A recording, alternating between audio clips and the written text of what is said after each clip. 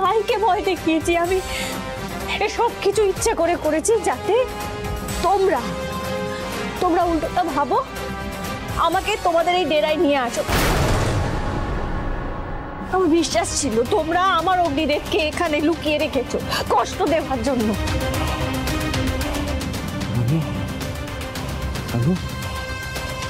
তুমি এত কিছু করেছো আমার জন্য? হ্যাঁ, শুধু তোমার জন্য নয় অগ্নিদেব, আমাদের সন্তান যে এই পৃথিবীর আলো দেখবে তার ভালোটাও তো আমাকে বুঝতে হবে, আমাদের বুঝতে হবে। সবার জন্য করেছি, সবার জন্য। তুমি একটু ভালো করে মনে করে দেখো রূপালি, আমি কিন্তু সানিকে মারিনি। সানিকে কে মেরেছে? তুমি মেরেছো। সেদিন ওই যে ছুরিটা তোমার হাতে ছিল, তুমি যেটা আমার উপর চালাবার চেষ্টা করেছিলে, ভুল করে সেটা নিজের ছেলেকে মারলে। তুমি বুঝতে পারোনি, এত ধোয়া ছিল তো, তাই ধোয়ার মধ্যে তুমি বুঝতে পারোনি। তুমি আসলে একটা ভালো মাই নও।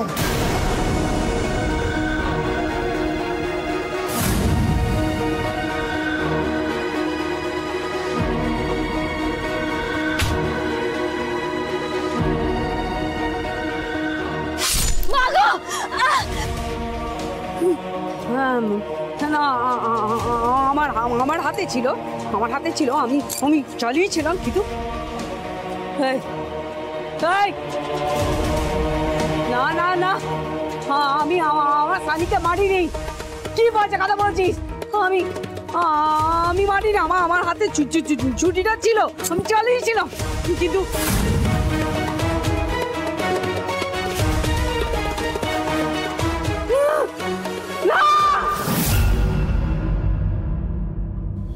আজ আমি তোমার সাথে একাই লড়াই করতে পারতাম, কিন্তু আমি কোনো ঝুঁকি নিইনি। কারণ জানো, কারণ আমার গর্ভে একজন বড় হচ্ছে, তার ক্ষতি তো আমি করতে পারি না। আমি তো একটা মা, তার ক্ষতি কোনোভাবে করতে পারি না।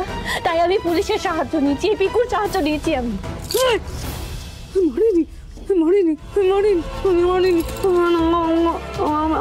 আমার ছেলেকে আমি নিজের হাতে বড় করেছি, মারিনি। আমি মিথ্যে বলছিস? এখন এত কান্নাকাটি করে কি হবে রূপালী ম্যাডাম?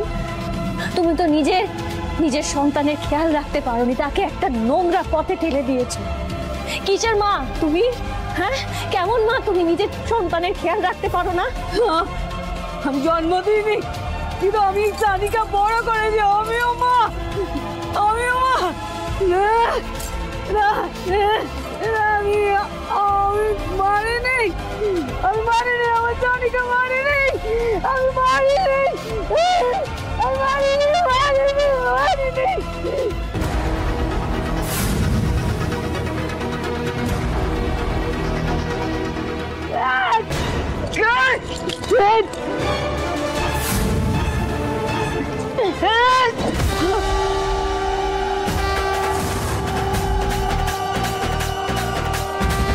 আমার স্বামী আর সন্তানের গায়ে কেউ যদি এতটুকু আঁচড় লাগাতে চায়, তাকে আমি পিষে শেষ করে দেব।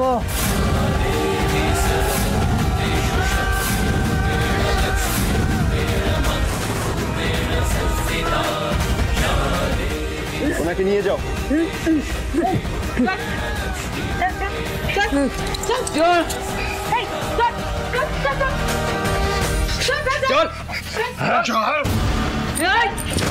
ছাড়বো না আমি।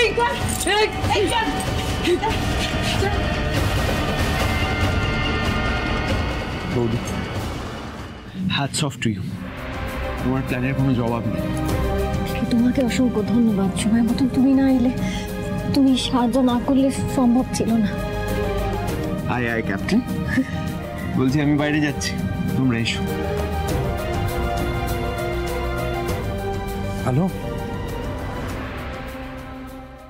কি অগ্নিদেব, এবার বিশ্বাস হলো তো? সব বিশ্বাস হয়েছে আলো। আর কিচ্ছু বলতে হবে না আলো, আমি ভুল করেছি। আমি নিজের কাছে ছোট হয়ে গেছি আলো অনেকটা। আমার ক্ষমা চাইবার ভাষাটুকুও নেই আলো। ভালোবাসার ভাষা আছে তো।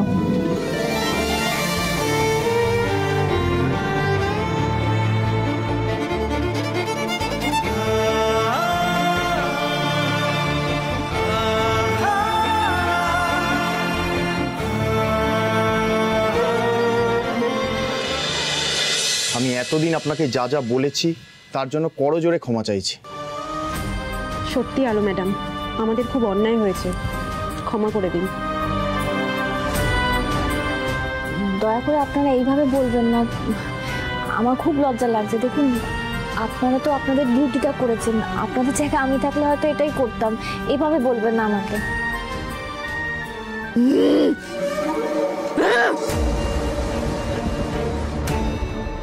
স্যার, আমরা যে সিসিটিভি ফুটেজ দেখে বৌদিকে অ্যারেস্ট করেছিলাম সেটাই কিন্তু অনেকগুলো অসঙ্গতি আছে, যেগুলো আনফর্চুনেটলি আমাদের টিমেরই আগে চোখে পড়া উচিত ছিল কিন্তু পড়েনি।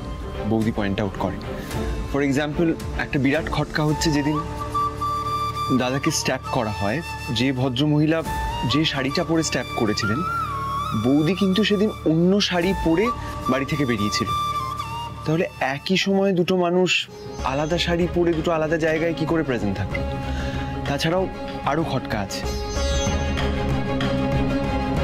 পিকু, আমি মা হতে চলেছি। এই মহিলাকে দেখে তো কোনো দিক থেকে মনে হচ্ছে না যে এই মা হতে চলেছে। তোমরা কেন এটা লক্ষ্য করোনি আগে? কেন বুঝতে চাওনি?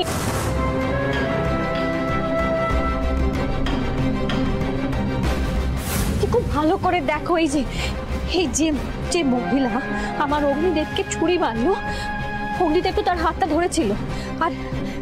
আর এখানে দেখা যাচ্ছে যে ওইখানে ওই মহিলার হাতটাও কেটেছে।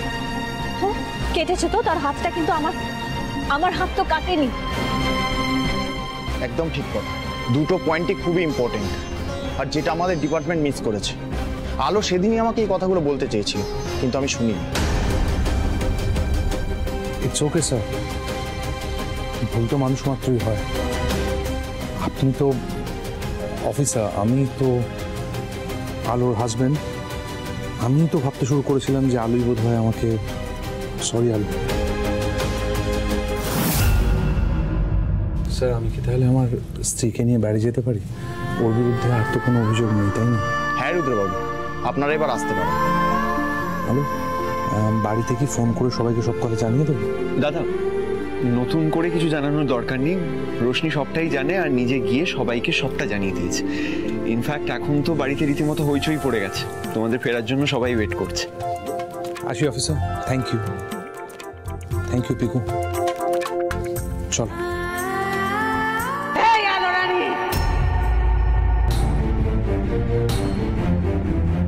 তোর খুব হাসি